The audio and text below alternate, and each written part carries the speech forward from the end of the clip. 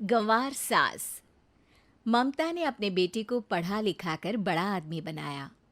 अब वो शहर में अपने परिवार के साथ रहता है।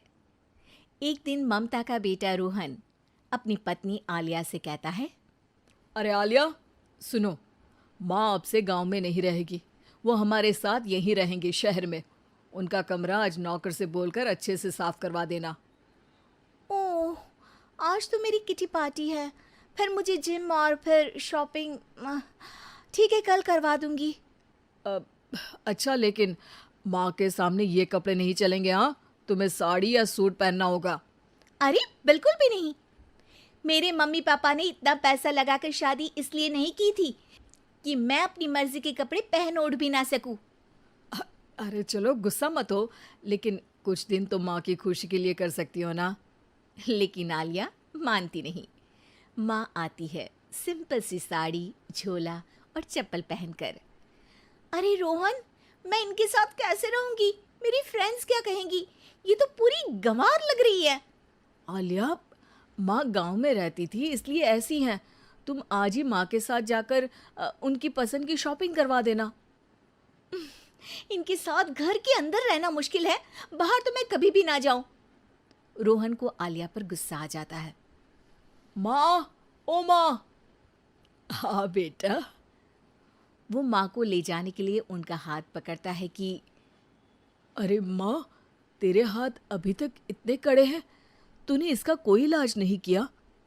अरे बेटा, इसका कोई इलाज नहीं। वैसे भी मुझे कोई शर्म नहीं कि मेरे हाथ मुलायम नहीं है, क्योंकि इन्हीं हाथों से मेहनत कर मैंने तुझे बनाया है बेटा। अगले दिन। माँ, मैं ऑफिस जा रहा हूँ।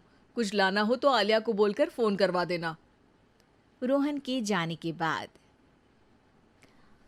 आप ना आज कमरे में ही रहिएगा, घर में पार्टी है, मेरी सहेलियां आ रही हैं, मैं उन लोगों के सामने आपको नहीं ला सकती हूँ। ठीक है बहू, लेकिन तुम कहो तो मैं कुछ खाने को बना दूँ तुम लोगों की पार्टी के लिए।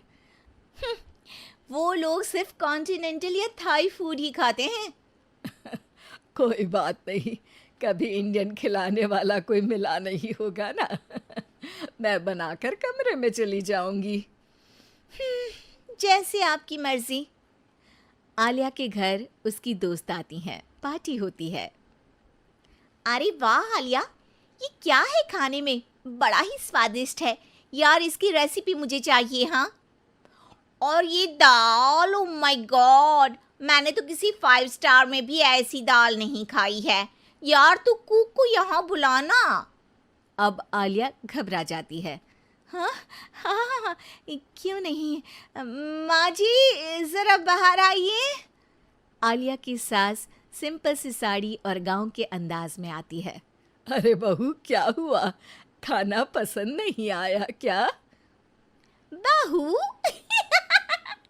अरे ये गांव से दिखने वाली औरत तुम्हें बहू क्यों बोल रही है? कौन है ये? वो हमारी नई नौकरानी है। सास बहू की बात सुनकर बहुत दुखी हो जाती है। वो सर झुकाकर जा ही रही होती है कि एक सहेली बोल पड़ती है। अरे कहाँ जा रही हैं माँ जी? वो उठकर उनके पैर छूती है। जीती रहो बेटा। क्या है ना, आपकी शक्ल बिल्कुल मेरी माँ जैसी है। पता है आलिया, मैं शहर पढ़ने आई और फिर शहरी हो गई, लेकिन मेरे माँ पापा तो आज भी गांव में रहते हैं, बिल्कुल इनके जैसे ही हैं। आप यहाँ बैठिए ना आंटी, आप सच में बड़ी खूबसूरत है और आपके हाथ का खाना तो लाजवाब है। काश ये मेरी सास होती। सभी सहेलियां सास को घेर कर बैठ जाती हैं और उनसे खाने की रेसिपी पूछ रही होती है कि तभी घर की बेल बजती है और रोहन आता है। अरे क्या बात है, आज आप लोग हमारे घर में? और ये लोग तो मुझे आलिया से ज़्यादा माँ की सहेलियाँ लग रही हैं। क्या ये आपकी माँ है? लेकिन आलिया ने तो कहा कि ये उनकी नौकरानी है और इन्होंने भी नहीं बताया। वो नहीं बताएंगी, क्योंकि उनके लिए बच्चों की इज्जत और उनकी खुशी सबसे पहले है। मुझे माफ कर दो, मुझे इन्हें तुम लोगों से मिलवाने में शर्म आ रही थी। कि तुम लोग क्या कहती। अरे अब तो हमें शर्म आ रही है कि तुम हम लोगों की सहेली हो। हाँ, जो माँ जैसी सास को नौकरानी बोले वो हमारी सहेली नहीं हो सकती। ये बोलकर सभी वहां से जाने लगती है कि सास बोलती है, आलिया की तरफ से मैं तुम लोगों से माफ़ी मांगती हूँ। उसने जो कहा उसके लिए मैं उसे माफ़ करती हूँ। अब तुम लोग भी उसे माफ़ कर दो, क्योंकि अगर तुम लोगों ने उससे दोस्ती तोड़ी तो फिर मेरे हाथ का खाना कैसे खाओगी?